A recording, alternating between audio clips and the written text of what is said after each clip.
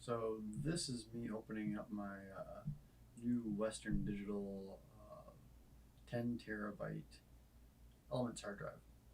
So I bought it off of, I think I bought it off Amazon for like 150. Maybe it was 160. It was really good deal. Um, so I'm trying to figure out how to take it apart. Probably could have looked a little bit more online. I tried to look up opening this, but apparently the actual terminology is shucking them, which is kind of funny, rather than a special term just for opening these type of cases. So if I would have opened or looked underneath that, shucking would have gave me a lot of different results. So I kind of bent a couple clips trying to open it up this way. This is not the way to do it actually, the way you're watching. I'm just trying to experiment. I figured out you can pop these little clips up. But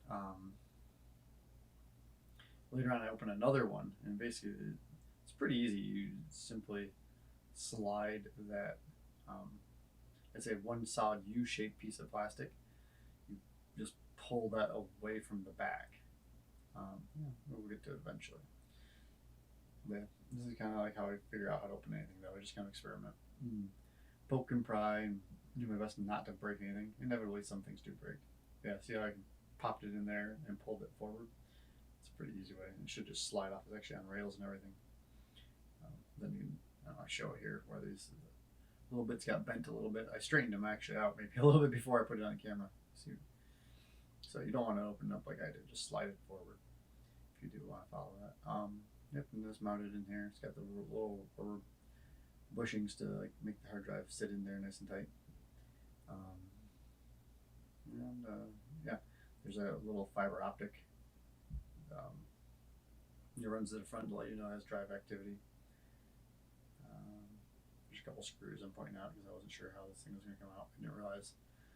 More or less, it's just pressure fit in there. Those little rubber mounts just kind of squeeze it in there snug. The USB interface is just that circuit board you see there, and that's screwed to the drive, not to the case at all. Yeah, me just examining and trying to figure out what to do, trying not to break things, so it takes a little bit of time. Like fiddling with it, looking at it, figure out, I don't know, nothing seems to be in there. Yeah, take that out.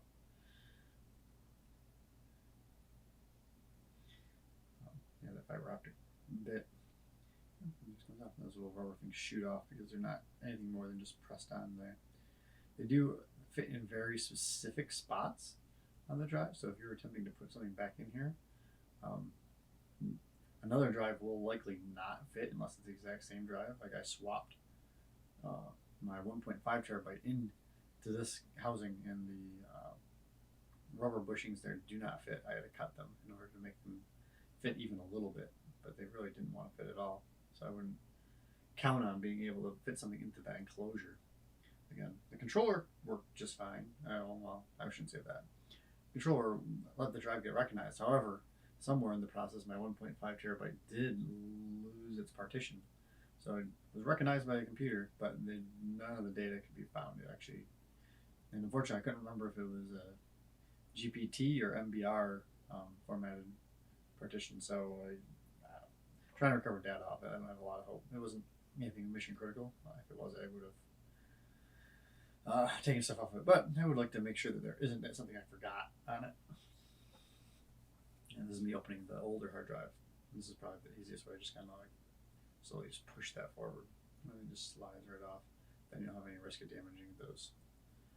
You can see this drive, a little dusty, was a green drive, Western Digital green drive, where the other one was a white drive. This is also wasn't in Elements. It was I can't remember what they used to be called, but this does have a capacity management software in it. And default, or right out of the box, it came with some sort of special software that it wanted to utilize to back up your stuff, and I disabled that because I prefer to manage my own backups. But yeah, the rubber bushings this one came with were different, and its situation in the case was different. So I couldn't actually get this thing to fit in the case, even with the rubber bushings it came with. The new case and the old case, though externally the same, were actually different. partly due to the hard drive and partly due to the USB interface being this is a USB 3. The whole reason I changed it out is I wanted a faster interface. I haven't tested it.